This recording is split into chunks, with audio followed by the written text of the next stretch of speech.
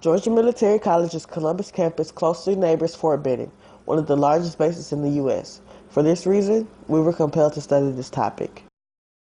PTSD has a long history, so long in fact that Greeks have recorded struggles with the disorder. However, PTSD was only recognized in 1978. The condition can affect all, but is more prevalent in veterans. And while up to 14.4% of Iraqi veterans have the disorder, no cure has been successful. Which war did you serve in? Say again? Which war did you serve in? Vietnam and Korea. Oh, wow. So where exactly did you go during those wars? I was in Ptsd, Korea. That's south of the Imjin River. I was assigned to the 24th Infantry Division and later transferred to the 1st Cav Division. Wow. And I stayed there for a total of 16 months. In 1966, I served in the 1st Division Long Range Patrol in Vietnam. I stayed there till I got wounded in February of 67. I came home in May, went back again in Vietnam with the 101st Long Range Patrol in 68. And I stayed there with that outfit there till 1969, December. Oh, wow.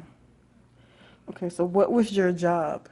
My job, I was a team leader in Long Range Patrol. We consisted of 6 men where we operate in and behind enemy line to do anything we could to cause disruption, including sometimes we had a mission to capture a prisoner, but that was very rare. Okay. What were some of your most memorable experiences during the war? Seeing some of my friends that I went with and didn't see them anymore, because today you're talking to a guy that dead, and tomorrow that same guy, you know, he may be wounded or gone or shipped somewhere else. That's the most heartbreaking thing you remember about the war, you know. You don't, it's a day-to-day thing, and some days it's just like back here, just that peaceful, and some days you didn't see like there was no war going on until you hear the shell and stuff coming in. Right. In what ways, good and bad, did your service affect your life? I felt the best part was that the service was a way of life for me. When I finished school as a young man, not like it is today, there was not too many avenues that I could go through. The highest, best job for young black people during that time was when educated, being teacher, nurse, or something. There wasn't no such thing as a telephone operator. Most of us mediocre jobs, and I didn't want to work on a trash truck. Right. I didn't want to work on the road digging ditches, and I don't think my parents had even figured for me to go to school because it wasn't in the making to go to college. Just to get out of high school was a tour for a family during that time in the 50s. So when I got out of school, the Army was a way of life that I figured I can turn my life around, and it did. I didn't expect to stay 20 years in service or more. But after I got there and I went back home on my first leave, I seen the same guys on the corner doing the same old thing that we did. And I didn't want to return that life there, so that's why I made the Army a career. All right. People with PTSD report struggles with flashbacks, sleep difficulties, anger, and numbness. Their flashbacks cause them to relive trauma centered around death in the war. They also often idealize wartime conditions and have trouble reintegrating into civilian life. Up to 90% of PTSD patients have other mental disorders such as depression and anxiety. Was it hard when you retired? Was it hard being home from the war?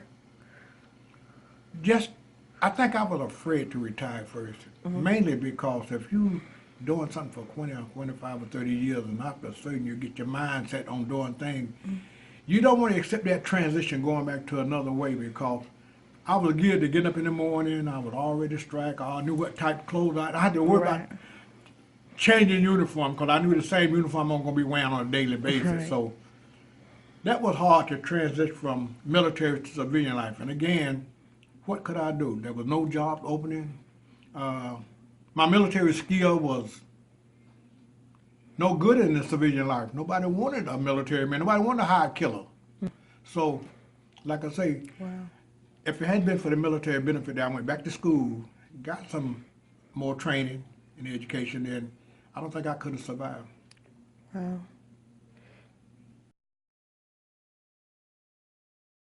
Some viable PTSD treatments include, but are not limited to, prolonged exposure therapy, which encourages patients to focus on their traumatic memories rather than avoid them, and also neurofeedback, which teaches patients to change their brainwave state.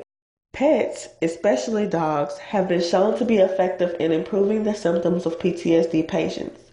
Pet dogs often make their owners feel less sad and keep them active. Service dogs take things a step further as they can be trained to calm patients' anxiety.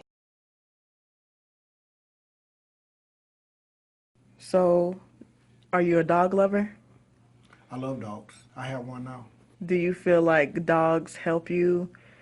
My animal is just like a house, you know.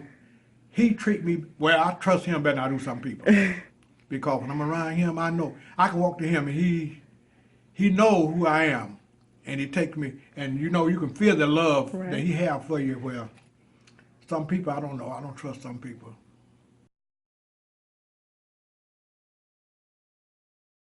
Okay, and what do you do now?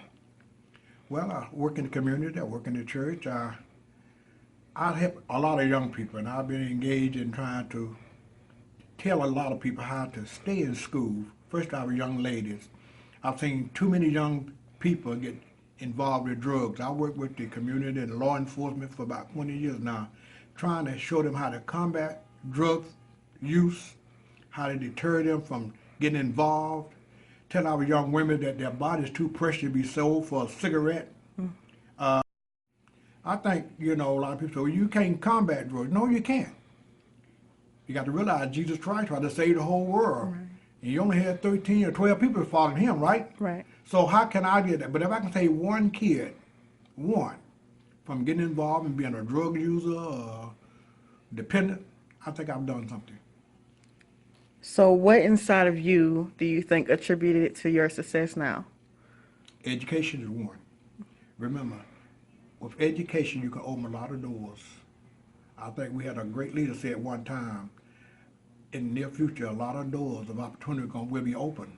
But we have to ask ourselves, will we be ready to enter those doors? You can with proper education and proper motivation.